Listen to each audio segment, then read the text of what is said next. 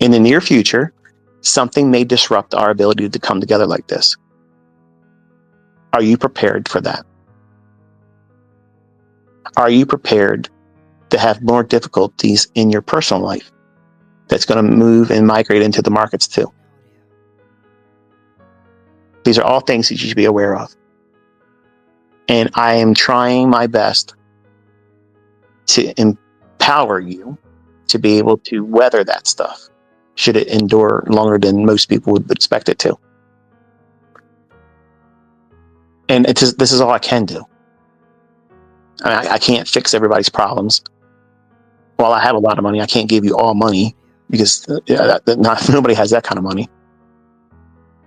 So I'm thinking that if you can be compelled to stay close enough to me to let me influence you with these types of ideas, I am convinced that there's enough receipts with other people and my ability to show it to you real time that there's something of value here that you may be able to latch onto. And if it's something that you do latch onto, it's my earnest prayer that you find success with it. I really want to see you succeed with it. And I receive nothing outside of the testimony you share with me. And nobody has ever had their testimony shared. I've hinted at certain things, I've talked about certain things, but you could never place that with somebody. And they could never feel like I went behind them and broke their trust and privacy, because I've shared a piece of something that has touched my heart and my family because of what they were able to do with what they learned. And it's outside of Lamborghinis. It's outside of buying fancy houses and trips and whatnot. That's what inspires me. That's the stuff that motivates me. That's what keeps me going. Because that's what I meant when I asked the Father if He gives me the understanding that I would do this to empower other people. He knew my heart meant not to get people rich and they can be celebrities because of their money. He understood that I want to be able to empower other people so they can help other people and not be in a spirit of lack. It's hard to give to other people when you don't have much to have in your own. If you're barely making it, you know in your heart, if you had a little bit more, if you could afford to give more, you probably would, but you can't afford to. So you're scared to give it because you need it. Well, I understood when I asked God to give me this ability to help other people too. That means that you can't be in a position of lack. You have no excuse why you can't help other people. So if I can inspire you as the person that you learn from to live your life like that, you benefit and they benefit, and He gets all the glory, not me, not ICT. Those three letters are not the ones that matter. It's God. And I'm not God. I'm not a demigod. I'm not anything except for a common man that's unworthy and undeserving of this. And I try to be as entertaining as possible. I try to be as entertaining as possible to hold on to the attention. Because it's hard to compete against TikTok mentality. It's very difficult to do that. But this year, we've had a lot of involvement with the 2024 mentorship. And while you all think that you're learning something new, you're just watching me do it live. That's the only difference. And the people that have been with me in private mentorship, they just spend enough time doing it. And now they see the urgency of being able to make money because things are getting complicated, expensive, and dangerous. We're entering perilous times. These times they're written of in the Bible. Whether you want to be a Christian or whether you want to be an atheist or a Muslim or whatever you are, everything that I told you back in 2016 before Trump was elected, I said these things on Twitter. At the time, I didn't understand what I was saying, but I felt like I had to say them. When I warned in July of 2019 and in October 2019, something really bad's coming, you need to get your house repaired, stock up on everything. Everybody said I was Chicken Little. Everybody was making fun of me. And I honestly, at the time, I was like, wow, yeah, I did sound crazy. I did sound crazy at the time. Like, I was like, I'm talking about stuff that people are going to be like, they're going to mock me forever for that. And as soon as I felt it, I felt this wave of discomfort saying, don't worry about that. You just say it. Okay, I'm going to say it. And anytime I felt compelled, because I didn't care about politics, I never voted in my life ever, and I'm not voting now. You should vote. All of you that are, eligible to vote, you all should vote. I'm not going to vote. That means you understand that I'm not telling you to vote for Trump. I'm not telling you to vote for Harris. I'm not telling you to vote for anybody, but you should vote. I'm not doing that, though. My wife doesn't vote. I don't vote. And my children don't vote. Well, my daughter does. She's a Democrat, and I don't understand it, but but I said a lot of things that I didn't understand then, but they all came true. All of them came true. And that's not me being smart.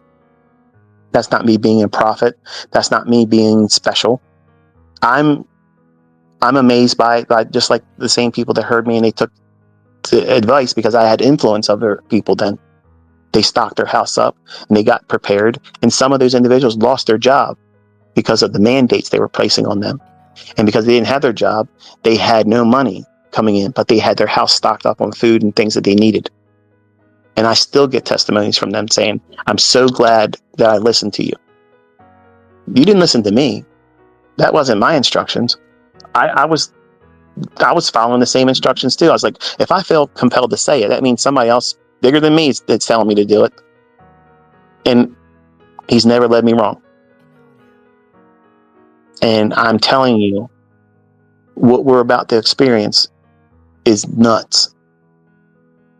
And if you don't get your house ready, that means stock up how you can. That means prepare yourself to find external sources of income. And I'm trying to use what I have as information here as like a ministry to try to encourage you. Because even if you just make one of your bills from your trading, that's a help, isn't it?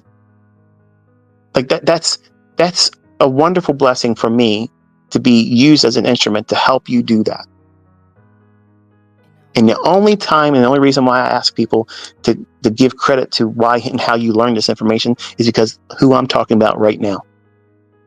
It's not about me. It's never been about me.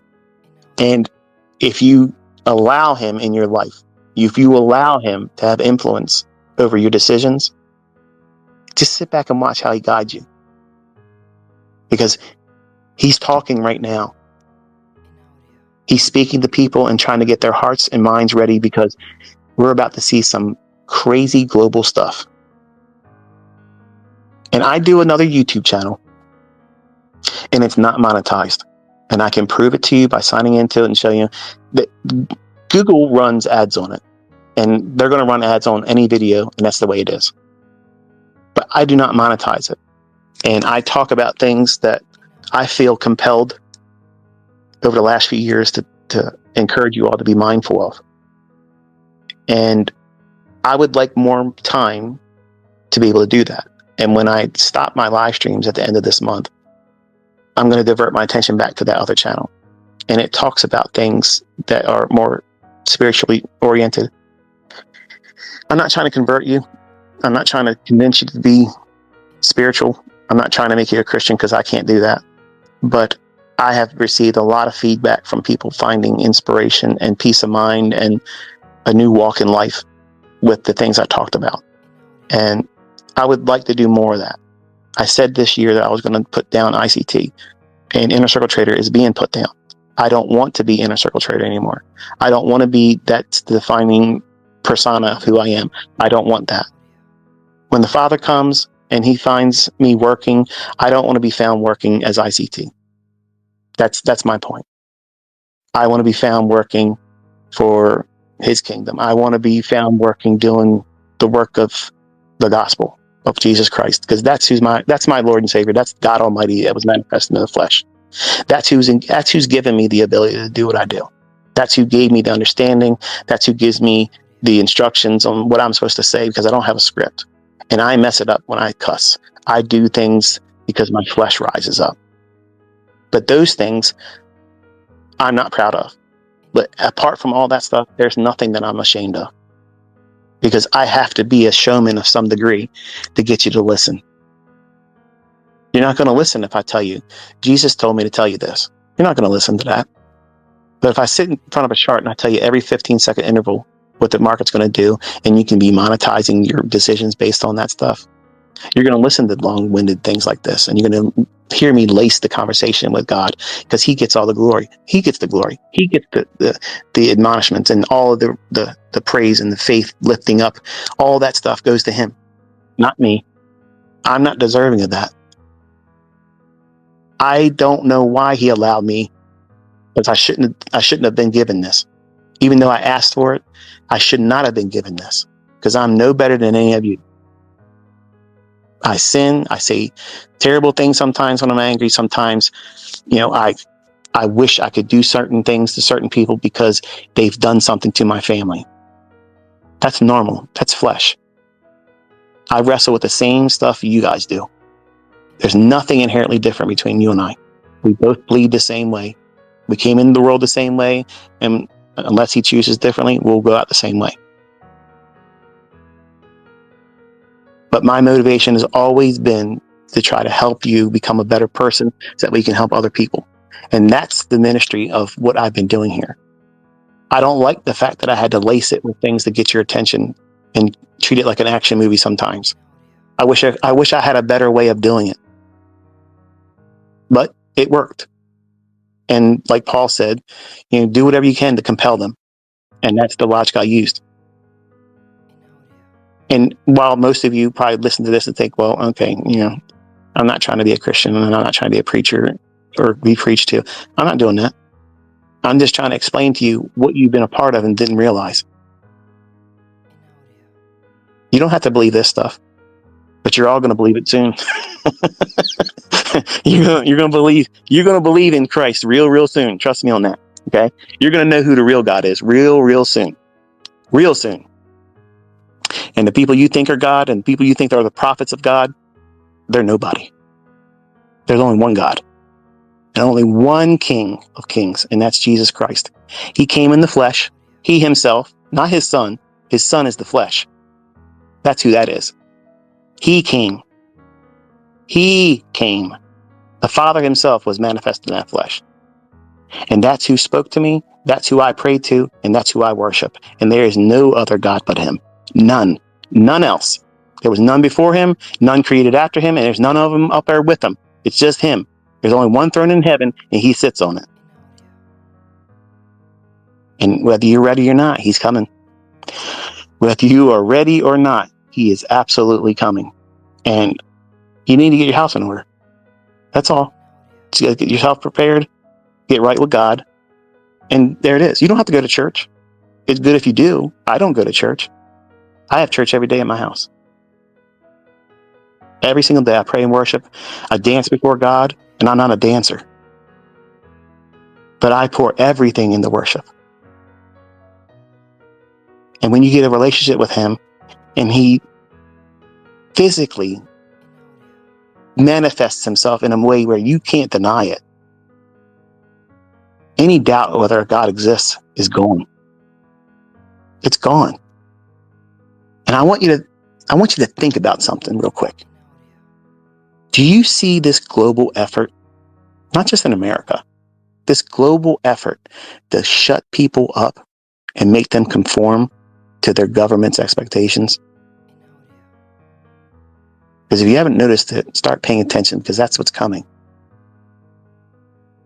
They're trying to attack freedom of speech everywhere because they want to control the narrative. They're not going to allow people like me right now, where I'm talking about Christ. And if that gets under your skin, good. I'll be rewarded for that. I'm not ashamed of it. But there's this global push for globalism to unite. That's in the Bible. That's in the book of Daniel, and that's in the book of Revelation. Revelation, not shuns. It's only one revelation. It's the revelation of Jesus Christ. The unveiling, the apocalypse of Jesus Christ. And everything that's going on in the world, when you're all wondering, how did I know about this and how did I know about that? Most of it was an unction given to me at the time. I didn't have a plan of talking about anything. I felt compelled to do it. And then in March 2020, when it happened, I was like, turned to my wife, I said, do you believe this? Like, all this stuff is really happening. All that stuff. I was talking about how bad it was going to be when 1,500 CEOs stepped down in all their companies in early 2019. I said, that's a sign. Something really big's coming. And they stopped the entire global economy and told people to stay 6 feet apart, wear masks, get an undocumented, untested mRNA injected in your body. That I have people I have known since childhood that got killed by that. Their brain swelled up, their heart swelled up, and they died. As fit individuals, as aerobic instructors, fit as a fiddle, in 2 days they were dead. And they were told if they didn't do that, they couldn't have their job. What they're about to put on all of us in 2025, you have no idea. So you need to prepare. First thing is get your house right with God. Walk with Him. Just ask Him. Forgive you. Believe that Jesus Christ is God in the flesh, came in the flesh, died on the cross, was buried 3 days, and on the third day rose again. He picked that body up. He glorified it, and that's who sits on the throne in heaven right now. Just Him. When you get to heaven, you're just going to see Him.